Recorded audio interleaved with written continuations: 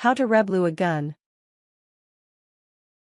Bluing is a thin protective shell of black iron oxide, Fe3O4, intended to provide nominal protection against rusting for gunmetal.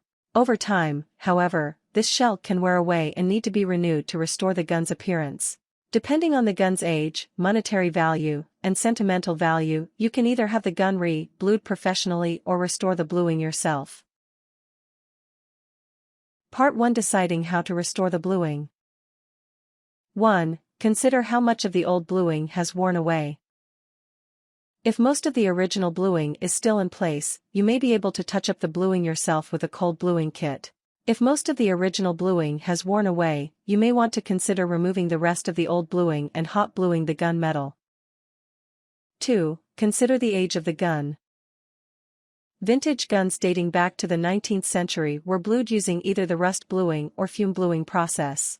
These processes are not used commercially today because of the amount of time involved.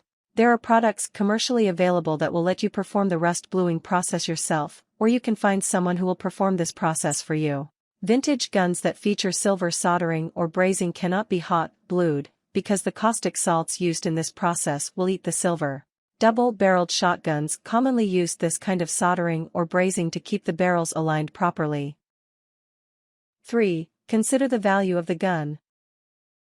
Hot bluing costs significantly more than cold bluing does, so you need to consider the cost of the re-bluing process you plan to use against what you spent to acquire the gun in the first place and its resale value if you were to sell it.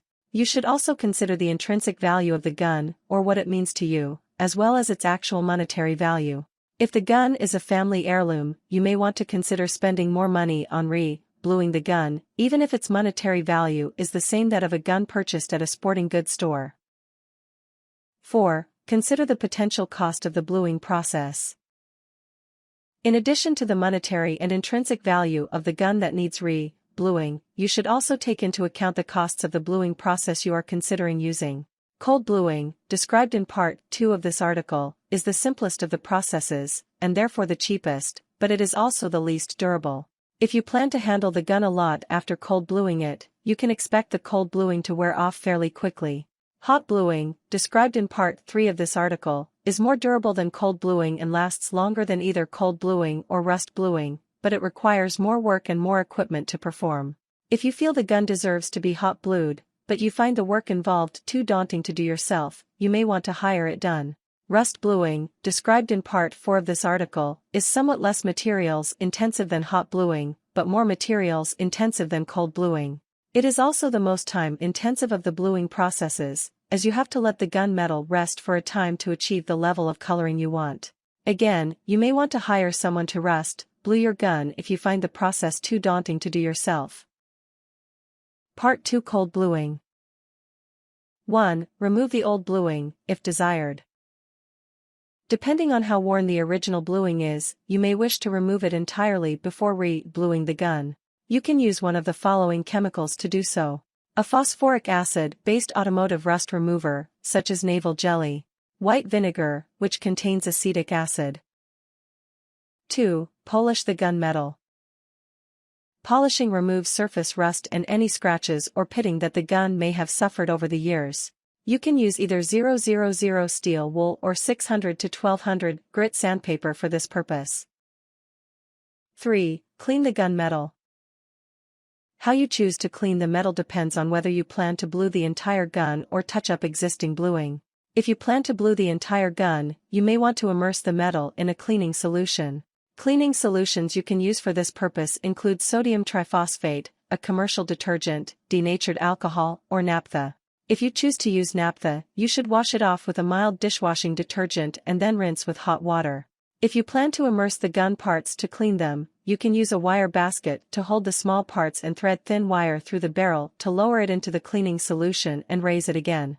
If you plan to just touch up existing bluing, you can apply a cleaning oil to the places where you want to remove the old bluing, then apply acetone on cotton balls to remove the cleaning oil.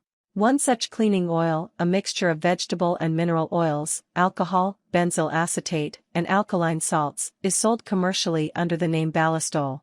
As you clean off the old bluing, you may find some scarring that will require sanding or polishing out. 4. Heat the metal gently. Although this process is called cold bluing, gently heating the gun metal before applying the bluing can help it absorb the bluing better and create a better finish. Heat the metal by leaving it out in the sun for several hours, with a heat gun or blow dryer, or in a conventional oven set to its lowest setting. 5. Apply the bluing solution. Slowly apply the solution to the area to be blued as evenly as possible, using a clean applicator. Apply the solution in a single pass to cover small areas, or in sections no larger than 2 to 3 inches, 5 to 7.5 centimeters, when covering large areas, then smooth it out using steel wool. This will prevent the bluing from appearing mottled. For applying the bluing to large areas, old cotton t-shirts or new toothbrushes are recommended. For smaller areas, use a cotton ball, cotton swab, or flat toothpick no larger than the area to be covered. You can soak small parts like screws or hard-to-cover areas in the bluing solution. If you don't have enough bluing solution to soak a recessed area, put it in a clean spray bottle and spray it liberally on the part over a glass pan or plastic tray. After the part is completely covered, you can pour the solution that landed on the pan or tray instead of the gun metal back into the bottle and reuse it. 6. Apply the solution several more times until you have the level of bluing you want. Apply each layer with a fresh applicator, and use a fresh piece of steel wool to smooth out each new layer.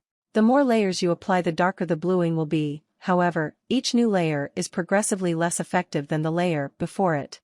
7 layers should be enough, in most cases, to achieve a dark blue-black finish. If you have spots that won't darken, start the process over by sanding the spots with 320 to 400 grit sandpaper before applying the solution again. Try to sand no more than the stubborn spots themselves. 7. Season the finish with gun oil once you have the level of bluing you want. Apply a layer of gun oil every few hours, using a cotton ball to remove the previous layer before applying a new layer. In essence, you're washing off the bluing solution with the gun oil instead of with water. Do not use the cleaning oil for this process, as it will take off the bluing you worked so hard to put on. Part 3. Hot bluing. 1. Polish the gun parts to be blued. Again, you can use either 000 steel wool or 600 to 1200 grit sandpaper to polish the metal. 2. Ready the parts to be dipped in the cleaning and bluing solutions. While the cleaning solution you use may not require it, the chemicals used in the hot bluing process proper, normally potassium nitrate and sodium hydroxide, are highly caustic. You'll find it easier to dip the gun barrel if you thread soft wire through it and easier to dip the smaller parts if you put them in a wire basket.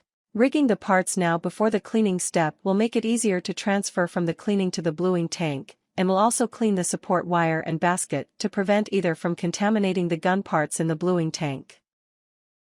3. Dip the gun parts in a cleaning solution bath.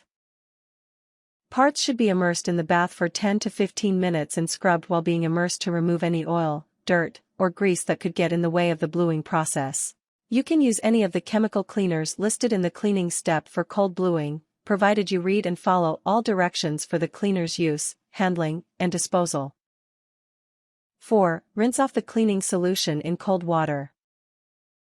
Rinsing should take no more than 2 to 3 minutes. If you've used dishwashing detergent to remove the cleaning chemical, you may instead need to use hot water to rinse. 5. Dip the gun parts in the bluing solution. The hot bluing solution, known as traditional caustic black, must be heated to a temperature of from 275 to 311 degrees Fahrenheit, 135 to 155 degrees Celsius. Before heating the bluing solution, stir it thoroughly to break up any salt clumps that may occur on the surface or at the bottom of the tank holding the solution. When dipping gun barrels in bluing solution, dip them at an angle to allow any air bubbles that may form to escape. Be sure to immerse the barrel completely. Swirl the metal basket containing smaller gun parts around in the solution to ensure the parts are completely coated with the bluing solution. Leave the gun parts in the bluing solution from 15 to 30 minutes. Check to see when the metal has reached the desired shade of bluing and remove it from the solution at that time. If your gun has stainless steel parts, those parts are immersed in a different chemical solution, a mixture of nitrates and chromates. It is heated to similar temperatures as the nitrate hydroxide mixture. 6. Rinse off the bluing solution in cold water. Swirl the parts through the cold water to help wash away the bluing salts. 7. Immerse the gun parts in boiling water. This will boil off any remaining bluing solution residue. Simple parts need to be immersed for 5 to 10 minutes, while complex or ornate parts may need to be immersed for up to 30 minutes. If the gun has any soldered parts, you can apply a chemical to these parts that will color the soldering to match the rest of the metal. Use a cotton swab for this. 8. Immerse the treated parts in a bath of water, displacing oil. This will protect the finish from rust, sweat, and body oil. Leave the parts in the oil bath for 45 to 60 minutes, until they have cooled. Part 4. Rust bluing. 1. Polish the parts to be blued. Again, steel wool or 600 to 1200 grit sandpaper will work to remove any loose rust, scarring, or pitting from the gun metal. 2. Clean away any dirt, oil, or grease that remains chemically. You can use any of the cleaners listed in the cleaning step under the cold bluing process, unless the manufacturer of the rust bluing solution you're using says differently. After you've used the cleaning solution, rinse it off. 3. Coat the gun metal parts with the rust bluing solution. The rust bluing solution is typically a mixture of hydrochloric and nitric acid. This solution actually encourages the metal to rust, but to do so in a uniform manner. Instead of coating the parts with the acid solution, you can instead place an opened container of the acid solution with the gun parts in a cabinet and seal it for a period of 12 hours. The acid evaporates from its container and condenses around the gun metal. This method is called fume bluing. Another variation is to coat the gun metal parts with the rust bluing solution and then put them into a fume cabinet, or, in this case, a damp cabinet, for the same 12 hours. Often, a first layer is applied as a primer before coating the parts a second time and then placing them in the damp cabinet. 4. Immerse the gun metal parts in boiling distilled water. This stops the rusting process by removing the acid solution. 5. Scrub away the red oxide rust that has formed, leaving the black oxide finish underneath. The surface rust is normally removed with a carding brush or wheel, which features very soft and thin wire bristles. 6. Repeat the acid treatment, boiling, and scrubbing until you have achieved the desired level of bluing.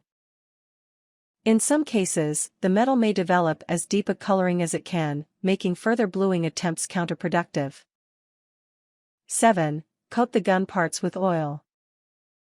The oil inhibits the formation of rust and protects the metal finish from dirt, sweat, body oil, and wear. Once you've applied the oil, let the parts stand overnight before assembling. Warnings. Before using any of the bluing processes described above, make sure the gun is unloaded. Also remove the gun handle or stock. With all bluing processes, work in a well-ventilated area. The caustic salts used for hot bluing are especially noxious. Do not attempt the hot bluing process on aluminum. It will trigger a violent reaction with the caustic salts bath, which may lead to severe chemical burns. Things for all processes: steel wool, sandpaper, latex rubber gloves, safety glasses, chemical cleaning agent, see main article for examples, lubricating protecting gun oil, applicators, cotton t-shirts, balls or swabs, toothbrushes, toothpicks, for cold bluing. Cold bluing solution, commonly selenium dioxide.